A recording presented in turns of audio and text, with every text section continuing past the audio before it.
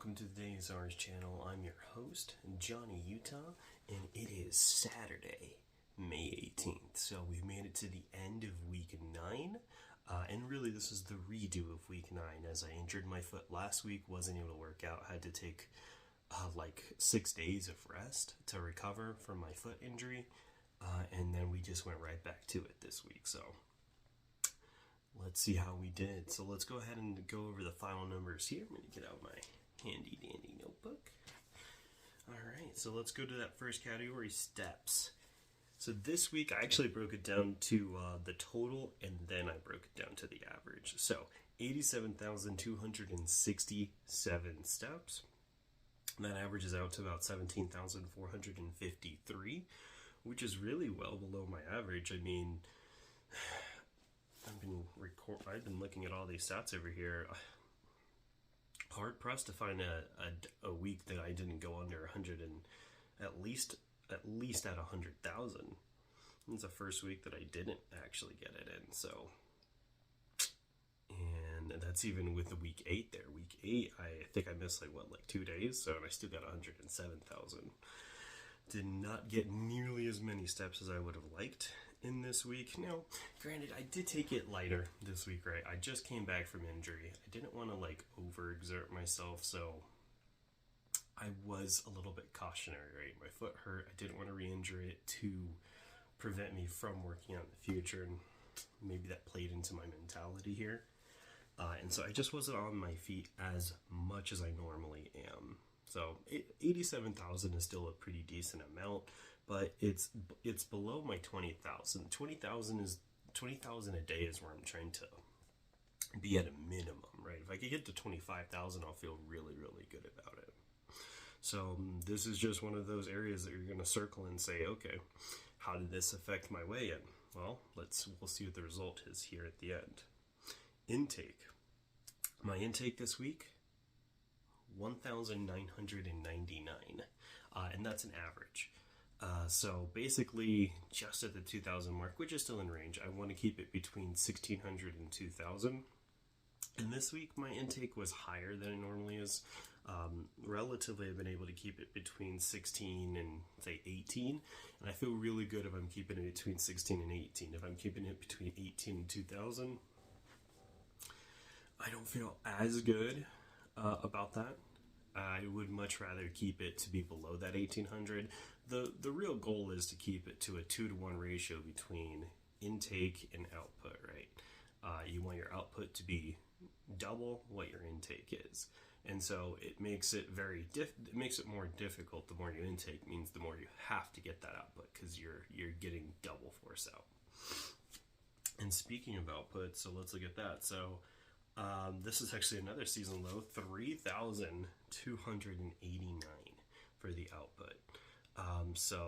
And that's an average once again. So every day, you average that 5-day week, 3,289, and that's definitely not at a double. That's not a double output to intake ratio. It's not 2-for-1 for sure. It's still a pretty decent range, right? It's still a decent amount of output. It's 1,000 more calories that I'm burning a day that I'm actually intaking, which is still good, but it's not where I want to be, right? And so you can look at the positives, but the goal here is to hold myself accountable. And so if I look at this, I say, okay, well, steps, I could have taken more steps. Intake, I could have taken less intake. Output, I could have put more, and that's also a big part of steps too, right? If I would have had more steps, my output would have been higher. So it's just all around, the numbers are just, they're going to lead to a result. And so let's go ahead and continue on the theme here. So sleep score, 67. So once again, the only other week I was below that 70, which is why I'm trying to keep it at 70, was week 6. Happened to be the only other week that I didn't actually lose from the previous week. Now, I will caveat this, guys. So with my rest, my rest period for resting my leg, there's almost no shot of me actually going from under 200 pounds This was more like a damage control just to see how much I could keep myself from going up, because I was off my feet for, like I said, 6 days, right? I was completely off. Like, all I had was intake, no output, like zero output. I had to sit down with my leg raised high, ice pack. Like, there's no shot that I was able to get any output. So all I did for those 6 days was just rest. I was playing video games, watching TV, with Arthian. So it was strictly like I was just intake. And, you know, obviously, I don't know, like, where I had gotten to. I didn't weigh myself in because I knew I was like, this is just going to be pointless. And I wasn't even able to record a video for any of that. And where would that video have gone? There's no content. There's no numbers to give you. So that's why we redid week 9. And now this is kind of like a startup week, right? This whole week feels like a Monday, right? It just feels like it dragged. I didn't get the best effort that I know I could have. And maybe it was a little bit of mentality for me, you know, just trying to prevent myself from further injury. So I took it a little bit easier than what I normally do. And all it means is that I just have to look forward and be like, okay, this week is behind us. Let's get back on track. And now we get the result. So weigh in, right? So when I weighed in week 8, which was technically like 2 weeks ago, I went from 202 to 200. This is damage control. So where am I today? Well, where was I when I weighed in yesterday, I should say. So I did gain weight. So I'm at 203. So that is a gain of 3 pounds from, 2 weeks ago. Those are the results, right? That's the result of 87,000 steps,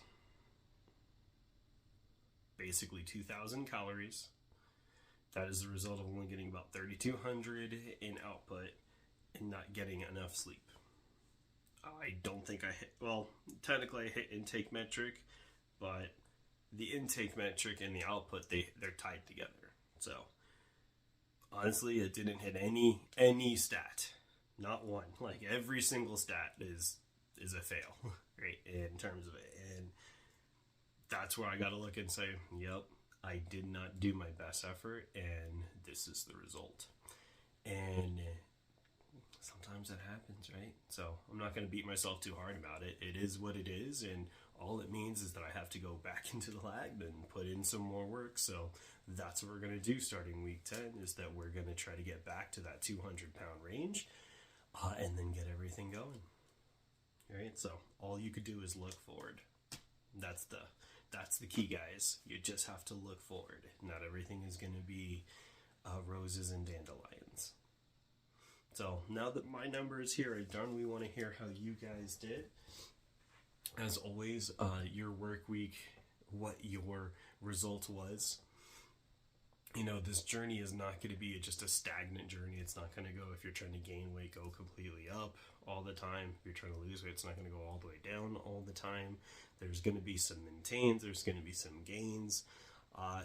It's a journey, right? That's why we call it a hard journey. If it was that easy, everybody would do it. And so, we want to hear how you guys did. What are your results? And, where are you going? That's what we want to hear. And don't forget to like, subscribe, share the channel. We want to try to reach out to as many people. I always say the hardest part about doing any kind of journey, whether you're trying to lose weight, gain weight, or just become physically or mentally healthy, is just doing it alone. And here you don't have to. You can follow along on our journey. We still have that huge goal to get under 200 pounds to get the tattoo. And then overall, we have other things that I want to do at 185, 175. So just a big journey ahead of us, guys. And so this week, not the results that I wanted, but that's the results I got, right? That's the effort that I put in. That's you get out what you put in. And so that's very, very true of this week. Well, guys, let's wrap this up and let's tackle the weekend and get ready for Monday. It's Johnny Utah out, and have a good weekend.